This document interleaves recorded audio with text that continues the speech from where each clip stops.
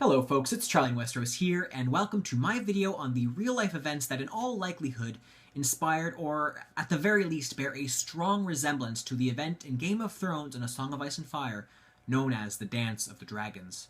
If you are a show watcher of Game of Thrones, you might remember Princess Shireen mentioning this Targaryen civil war towards the end of Season 5. And of course, if you've read the book series, you just might have also read the novella by George R. R. Martin entitled The Princess and the Queen, which deals with this specific event as well. Now, given that many of you may not know the story behind the Dance of the Dragons, I will first present a clear and concise version of that story so that everyone, even the non-book readers, know the basic information behind that war. After that, I will tell you the story of an actual civil war which took place in England almost 900 years ago and bears an uncanny resemblance to the Dance of the Dragons. This war was so devastating that it was known as a period in which Christ and his saints slept. But first, let's take a look at the Dance of the Dragons. To fully understand the events that led up to the Dance of the Dragons, one must know exactly why there was a conflict over the Iron Throne between two Targaryen contenders some 200 years prior to the events featured in Game of Thrones. At the time, Targaryen rule was strong, and it was said there hadn't been so many dragons around since the days of old Valyria. The king was a plump and pleasant man, Viserys I. Married to Aemma Arryn, daughter of the Lord of the Vale, Viserys and his wife had only one living daughter, whom they named Rhaenyra. Although the daughters of Targaryen kings were not allowed to succeed to the throne, Viserys took it in his hands to groom his daughter as his heir, so that she would be the ruling queen upon his death. When his wife died, giving birth to a short-lived son, King Viserys summoned hundreds of lords and landed knights to his court and made them swear solemn oaths to defend the right of his daughter's succession to the Iron Throne once he dies. Although everyone publicly swore to defend Rhaenyra's claim to the throne, there were many who secretly conspired against her. One of these was the hand of the king at the time, a man named Otto Hightower.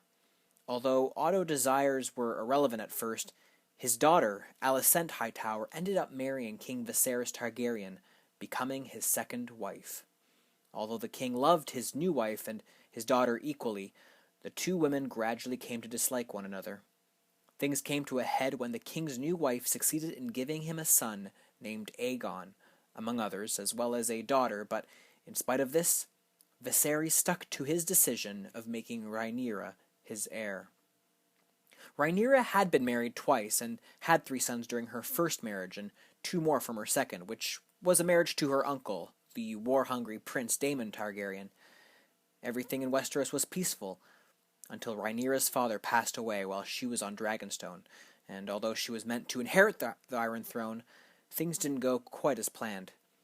Keeping the death of the king a secret for 7 days and assisted by her father, the Hand of the King, Lady Alicent acted fast in having her own son crowned King Aegon II at King's Landing, with the approval of most of the small council.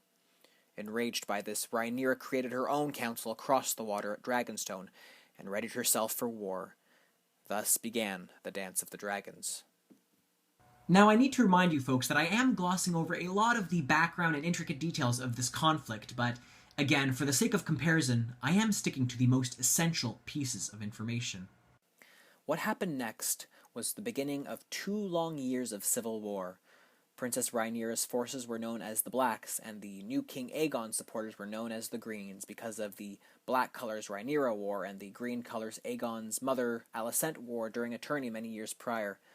Along with a number of powerful dragons, Rhaenyra's Blacks held the allegiance of a number of lords, and from the major houses we know, the Arryns of the Vale, since her mother was an Arryn, the Starks of the North, and later on, the Tullys of the Riverlands and the Greyjoys of the Iron Islands. Along with also possessing dragons, the major families who supported her half-brother Aegon's claim included House Baratheon and House Lannister.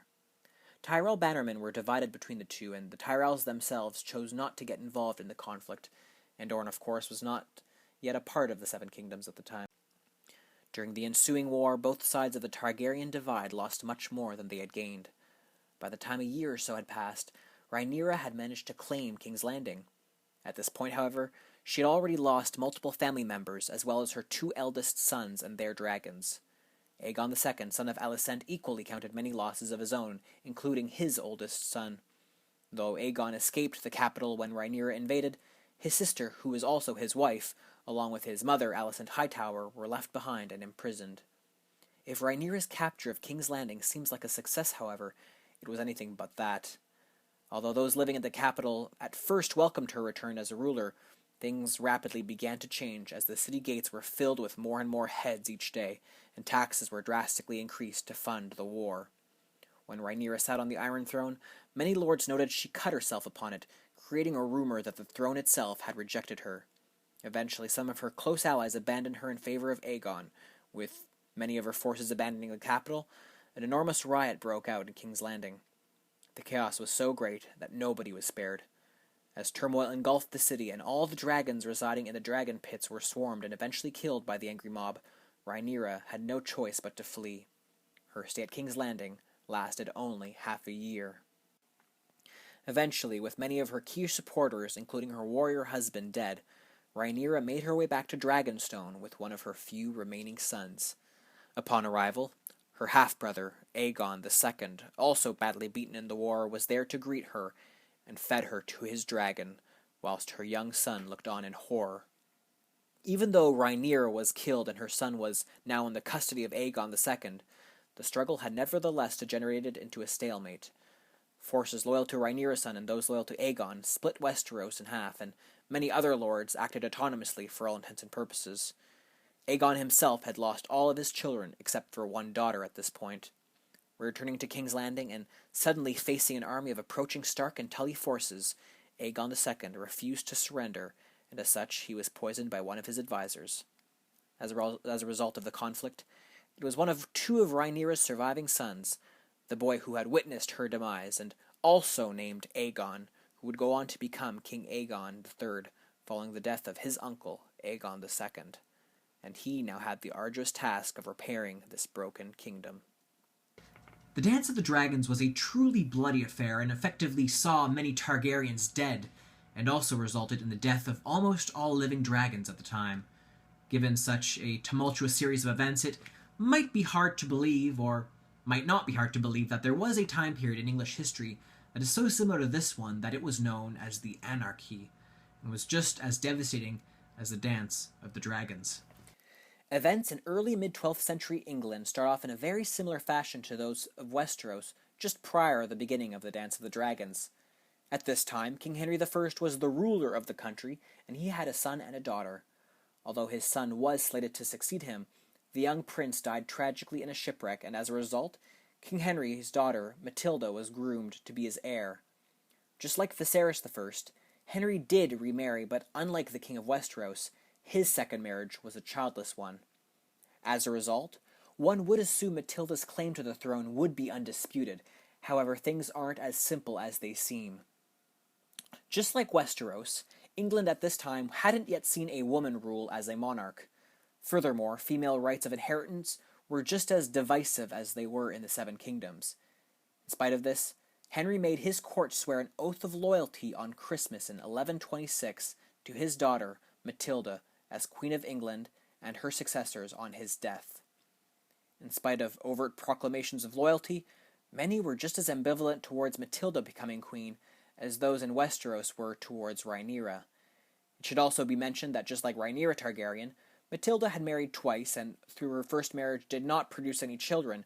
She did have many with her second husband, Geoffrey of Anjou, who, although was not her uncle, would nevertheless become a great warrior. The couple resided across the English Channel in northern France, in Normandy, which was the original home of the English royal family before they invaded England in 1066, just as the Targaryen kings originally resided at Dragonstone prior to their invasion of Westeros. The succession of the English throne to Matilda should have been clear, but on Henry I's death in 1135, things did not go as planned. In this case, it wasn't a half-brother who claimed the English crown, but Matilda's own cousin and Henry I's nephew, a man named Stephen of Blois. As a prominent and wealthy male figure in English society, and upon hearing of Henry's death, Stephen rushed to London, seized power, and was proclaimed king by the masses. Naturally, Matilda would not stand for this. Just as Rhaenyra had the allegiance of lords living further north like the Starks, and particularly the Arryns of the Vale, since her mother was an Arryn, so too did Matilda gain the support of her maternal uncle, who just so happened to be the King of Scotland, thereby also gaining assistance from the north of the British Isles. Fighting broke out, and the nation was divided between the supporters of Stephen in the east and Midlands, and Matilda in the west, along with support from Scotland, of course. Eventually, she succeeded in capturing London. However, in this case, it was Stephen of Blois himself who was captured, and it was his wife, the one to keep her husband's cause alive, vying for his release. Just as Rhaenyra held King's Landing for 6 months, so too would Matilda prove to be quite unpopular among the Londoners. Before she was even able to crown herself Queen of England, the city rose up against her, and Matilda and her followers were forced to flee the city. Eventually, Matilda returned to Normandy, and fortunately for her, she did not meet the same fate as Rhaenyra Targaryen. Nevertheless, the war gradually shifted into a stalemate, with Matilda's forces and Stephen's dividing a portion of England with the remaining territory effectively in complete control of local independent barons. Towards the end of the war, it was Matilda's oldest son, also named Henry, who continued the fight of his mother's cause. Things were only somewhat resolved when Stephen's oldest son died suddenly. Suing for peace, Stephen agreed to recognize Matilda's son as his heir, passing over his own last remaining son, in the process. As part of the agreement, Matilda would not be able to claim the English throne, just as Rhaenyra had failed to claim the Iron Throne of Westeros. And so upon Stephen's death, Matilda's son would become King Henry II in the same way that Aegon III succeeded his uncle. These two kings, one of our world and one of a fantasy world, would have a lot of work ahead of them to rebuild their respective devastated kingdoms from 2 civil wars that tore their inherited realms apart. So folks, that was the story of a real-life historical event that bears an uncanny resemblance to the Dance of the Dragons from Game of Thrones and A Song of Ice and Fire. Naturally, I do want to emphasize that I skipped over a lot of detail in both of these cases, but I think it's difficult to refute just how similar these two events truly are.